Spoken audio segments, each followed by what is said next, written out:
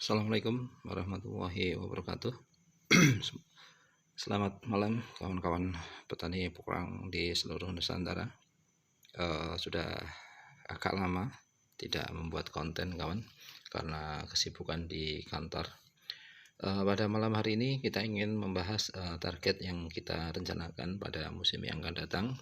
Jika nanti sesuai dengan rencana bahwa kita ingin menanam porang ya dengan jarak yang cukup ekstrim, bisa dikatakan adalah cukup dekat. Apabila nanti bibit tercukupi ya, ini kita rencananya adalah tanam dengan jarak 10 cm kali 15 cm, dan estimasi adalah dalam 1 hektar kurang lebih bisa diisi sekitar 400.000 tanaman. Nah, untuk memenuhi target yang kita rencanakan ya kawan, mulai dari sekarang kita sudah menyiapkan beberapa bibit ya. Ini salah satunya adalah bibit yang nanti kita ingin tanam ya, katak-katak yang ukuran segini ya. Kalau katak-katak seukuran segini ini kalau kita timbang kurang lebih isinya sekitar 700 up ya, sekitar 700 up. Nah, ini nanti kalau kita tanam menggunakan jarak 10 cm ya kali 15 cm, atau barangkali kalau ingin lebih rapat lagi 10 cm kali 10 cm, itu sudah kurang lebih masuk jumlah tanaman ada 400.000 tanaman. Hal ini tentunya adalah untuk meminimalisir lahan kawan. Pernah kita sampaikan di video sebelumnya, ketika kita ingin tanam, contoh misal adalah 6 hektar kawan ya, 6 hektar itu kalau kita asumsikan adalah 1 hektarnya isi 65.000 tanaman, maka 6 kali 6 itu 36, kemudian yang 5 kali 6 adalah sekitar 30.000 tanaman. Maka asumsinya adalah kita dalam 6 hektar itu kita membutuhkan kurang lebih 400.000 titik tanam. Nah, ketika kita tanam langsung di lahan 6 hektar, tentunya adalah dalam 1 tahun ya, contoh misalnya sewa saja adalah per hektarnya 10 juta, maka kita membutuhkan biaya sewa adalah 60 juta rupiah ya untuk 1 tahunnya. Padahal kalau kita tanamnya rapat ya, kita hanya membutuhkan lahan 1 hektar, berarti untuk sewa saja kita sudah hemat adalah sekitar 50 juta kawan. Nah, kemudian untuk biaya pupuk dasar untuk 1 hektarnya itu kita targetkan kurang lebih 13 juta ya. 13 juta itu ya mulai dari arang sekam, pupuk dasar, fermentasi ya, proses fermentasinya itu kita anggarkan sekitar 13 juta rupiah. Maka ketika kita tanamnya adalah 6 hektar secara langsung, maka kebutuhan pupuk dasar adalah 13 kali 6, otomatis adalah sekitar 6-nya kali 10 itu 60, kemudian 3 kali 8-nya adalah 18, berarti kita butuh sekitar 78 juta rupiah. Nah, ketika kita tanam dalam 1 lahan 1 hektar, maka kita sudah hemat lagi kurang lebih ya, berarti 68 dikurangi 13, kita sudah hemat adalah sekitar 55 juta rupiah. Nah, ini dari 2 segmen saja, dari 2 hal ya, yaitu sewa lahan kemudian dari pupuk dasar saja kita sudah hemat adalah 105 juta rupiah kawan ya.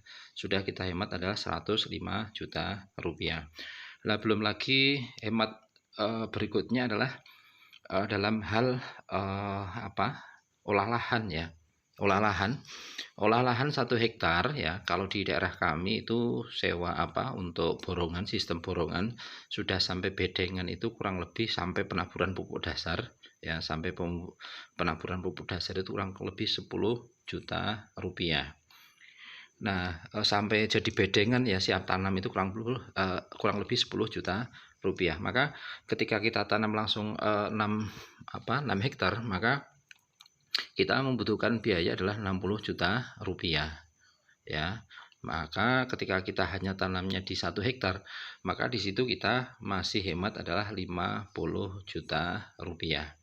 Dari 3 hal ya, sewa lahan, kemudian pupuk dasar, kemudian olah lahan, itu kita sudah hemat adalah 155 juta rupiah kawan. Nah kemudian kalau kita ingin hemat lagi, contoh misalnya berarti hal nanti adalah berkaitan dengan perawatan ya, perawatan yang dimaksud adalah contoh misalnya adalah dalam hal penyiangan kawan. Dalam hal penyiangan itu dalam 1 hektar itu membutuhkan kurang lebih dalam 1 musim, yaitu membutuhkan kurang lebih ada sekitar berapa? 5 kali penyiangan ya, 5 kali penyiangan. Kalau 1 kali penyiangan itu kurang lebih membutuhkan biaya 2 juta rupiah. Kalau 5 kali maka kita kebutuhannya adalah 10 juta rupiah. Kalau 6 hektar berarti 60 juta rupiah. Nah kalau kita tanamnya cukup di lahan 1 hektar maka kita sudah hemat adalah 50 juta rupiah. Berarti dari 4 hal tadi di total kita sudah hemat adalah kurang lebih sekitar 205 juta rupiah kawan ya, 205 juta rupiah. Nah kemudian belum lagi contoh misalnya adalah biaya perawatan yang lainnya ya, seperti pupuk susulan, semprot MKP dan sebagainya. Itu kalau di total kurang lebih ada berapa? 30 juta rupiah ya, 30 juta rupiah. Berarti dalam hal kita ingin tanam target jarak dekat dalam 1 musim kita bisa hemat kurang lebih adalah sekitar 235 juta rupiah kawan ya, 235 juta rupiah.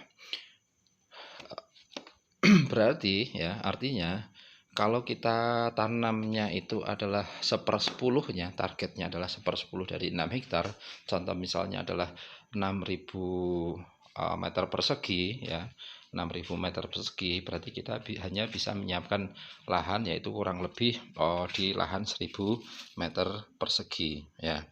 Dari semua itu berarti dalam 1 musim kita bisa hemat kurang lebih 23 ya, 500.000 rupiah, 23.500.000 rupiah. Itu kalau kita asumsikan adalah 1/10 ya, 1/10 dari target yang kita harapkan. Kalau kita tanamnya 6 hektar kan kita bisa hemat adalah 235 juta rupiah. Maka ketika kita tanamnya hanya di lahan 6.000 meter persegi atau bisa dikatakan sekitar 1/2 hektar lebih sedikit, maka kita asumsinya adalah bisa hemat sekitar 23.500.000 rupiah. Nah itu adalah bagaimana kita antisipasi ya, menghemat biaya pengeluaran yang akan kita keluarkan dalam rangka adalah antisipasi. Contoh misalnya harga umbi basah itu tidak sesuai yang kita prediksi. Ketika kita bisa mengirit ya atau mempersedikit ya biaya yang kita butuhkan, maka nanti otomatis kita ada keuntungan lebih lah ya, ada keuntungan lebih. Nah itu keuntungan lebih itu contoh misalnya kalau kita asumsikan bahwa kita selama ini tanam porang itu harapannya adalah harga umbi di kisaran 10.000 rupiah, tapi pada kenyataannya contoh misalnya harga hanya sampai di 7.000 rupiah ya, 7.000 rupiah. Sebenarnya kalau kita tanamnya dengan sistem intensif ya, kemudian kita hemat lahan, kemudian kita manfaatkan lahan untuk pembibitan, kemudian kita manfaatkan lahan untuk pembesaran umbi, nanti toh hasilnya akan serupa dengan harga umbi di angka 10.000 rupiah. Kenapa? Yang tadinya lahan 1 hektar itu hanya bisa ditanami 40.000 tanaman, kita bisa tambah yaitu menjadi 65.000 tanaman. Nah 25.000 tanaman kali contoh misalnya dalam 1 tanaman itu keluar 1 kilo saja, berarti kan sudah 25 ton. 25 ton saja kalau ya kita asumsikan harganya Rp7.000, berarti itu kan sudah berarti yang 2 kali 7 itu 140 ya. Berapa? 4 ya 140. Kemudian yang 5 ya. Yang 5 kali 7 itu 35, berarti kurang lebih ada 175 juta rupiah ya. Betul ya? Atau 17.500.000.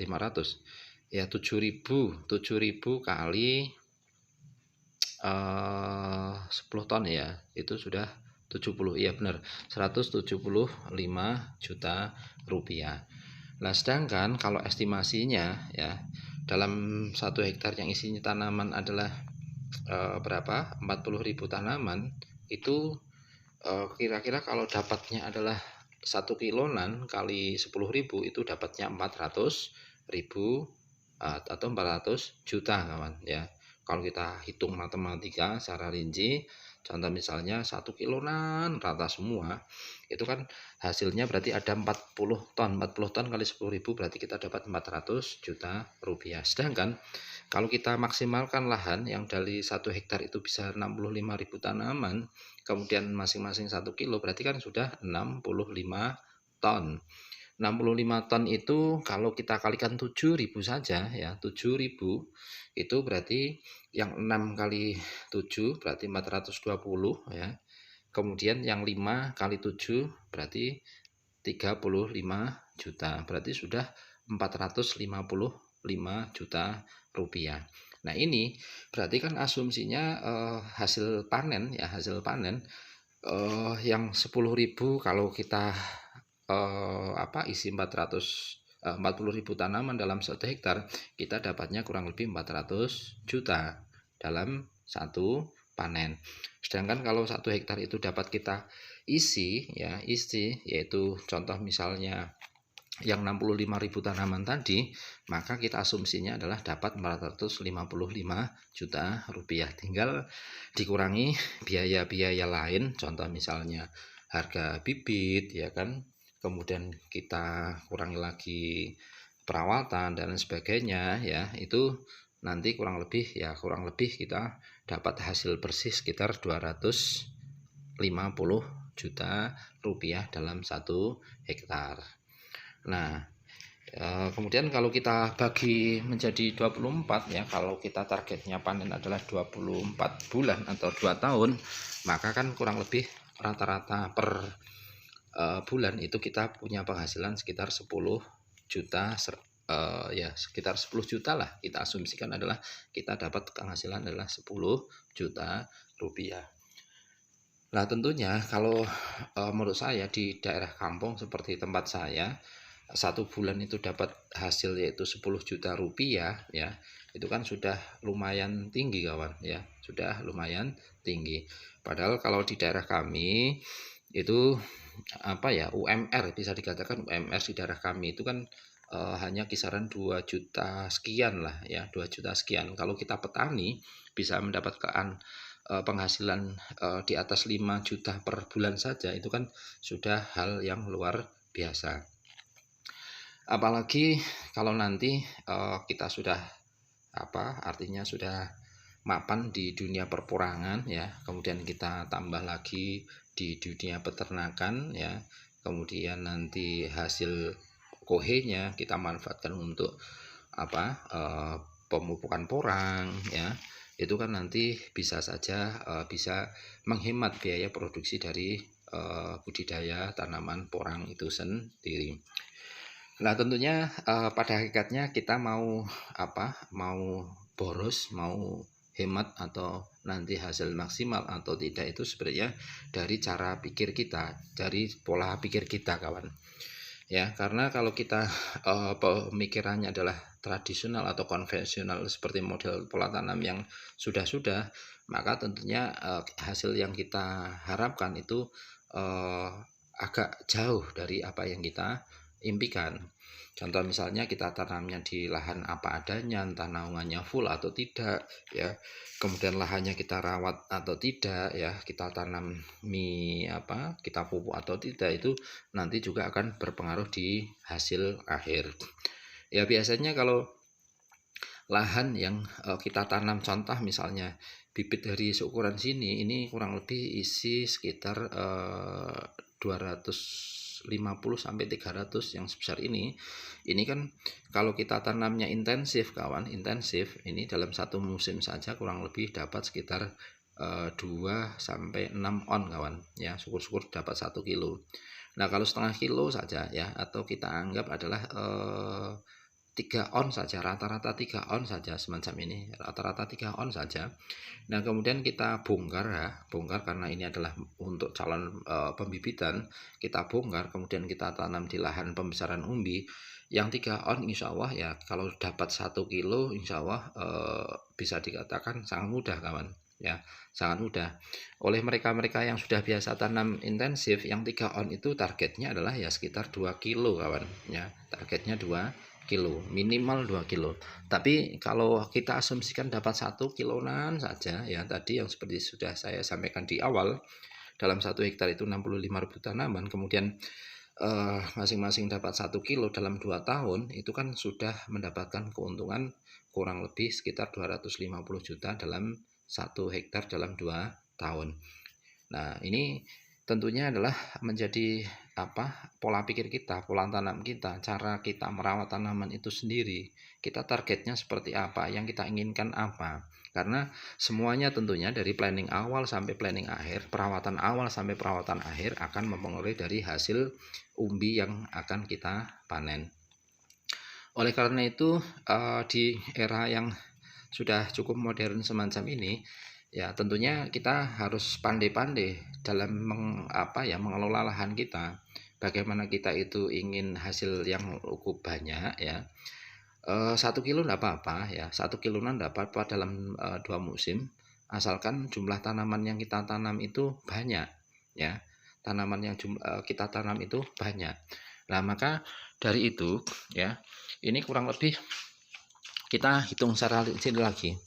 Kalau rata-rata ya, rata-rata ini isinya adalah 700 ya. Kita asumsikan biar mudah nanti pembagiannya, kita asumsikan ini adalah kata isi 500 kawan ya, 500. Nah kemudian sudah kita pernah hitung ya, kalau dalam 1 hektar itu dari awal kita tanami itu isinya adalah 65.000 tanaman, kurang lebih biaya yang dibutuhkan dalam satu perawatan tanaman ini dalam 2 tahun itu kebutuhannya adalah Rp1.500 kawan.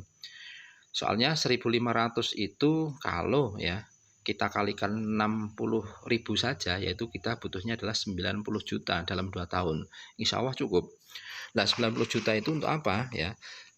90 juta itu contoh misalnya sewa lahan 10 ya, olah lahan adalah tadi 10, kemudian pupuk dasar 13, itu sudah 33 juta kawan ya, 33 juta. Kemudian untuk penyiangan 10 juta, 43 dalam 1 musim. Kemudian yang lain-lain kita asumsikan tadi adalah 10 ya, berarti ada 43 juta ya, 43 juta itu dalam 1 musim. Nah kalau dalam 1 musim ya, 1 musim itu adalah 43 juta, maka kalau asumsinya 90 juta untuk 2 musim itu tercukupi kawan. Karena apa? Karena di musim kedua itu biasanya penyiangan tidak sampai 5 kali. Kita cukup 2 sampai 3 kali saja sudah cukup. Itu bisa menghemat biaya dalam penyiangan. Apalagi kalau ya di musim kedua itu nanti kita bongkar, kemudian kita tanam ulang secara intensif lagi, hasilnya yang isi 500 ya, yang isi 500 kita asumsikan dapat 2 on saja ya, 2 on saja, atau kita asumsikan dapat 1 on saja ya, 1 on saja, itu kan berarti kita asumsinya kalau dikalikan 65.000 tanaman kita dapat yaitu 65 ton kawan. 65 ton kalau tadi dikalikan adalah 7.000, itu kurang lebih kita dapat adalah 450-an juta rupiah. Lah berapa biaya yang dibutuhkan? Kalau ya jumlah tanaman ini adalah 65.000 tanaman, kemudian 1 kilonya isi 500 ya. 500 kalau 1 kintal kan berarti 50 berapa ini? 1 kintalnya berarti 50.000 kawan, 50.000 tanaman. Kalau 10 kilonya lagi berarti 55 20 kilo, berarti kita butuhnya adalah sekitar 125 kilo ya. 125 kilo. 125 kilo kalau ya kita asumsikan harga harga bibit itu adalah contoh misalnya saja adalah Rp200.000, itu berarti kita hanya membutuhkan kurang lebih untuk biaya bibit adalah 25 juta rupiah. Iya betul ya, 2 kali 1 kintal ya, 25 juta rupiah. 25 juta rupiah ditambah dengan tadi 90 juta rupiah, itu kan berarti kita asumsinya kebutuhan total dalam 1 tahun ya, dalam 1 panen yaitu 2 musim kurang lebih kita kebutuhannya adalah 115. Kita asumsikan total saja 150 ya, 150 juta rupiah. Kalau kita tadi dapat hasil kurang lebih adalah 450 juta, berarti ada keuntungan sekitar 300 juta rupiah. Nah, hal ini tadi kita sudah sampaikan dari awal sampai akhir. Bagaimana kita mengefektifkan lahan, bagaimana kita ingin tanam biaya yang agak murah, yaitu dengan cara kita siapkan lahan pembibitan kawan ya, kita siapkan lahan pembibitan. Nah, untuk lahan pembibitan itu sebenarnya tidak perlu tanam dari katak super besar-besar juga tidak perlu, kita tanam dari katak yang mini ini pun cukup ya, dengan jarak yaitu kurang lebih 10 cm kali 15 cm atau 10 cm kali 10 cm rupiah 10 cm kali 10 cm ya. Ini kemarin sudah pernah kita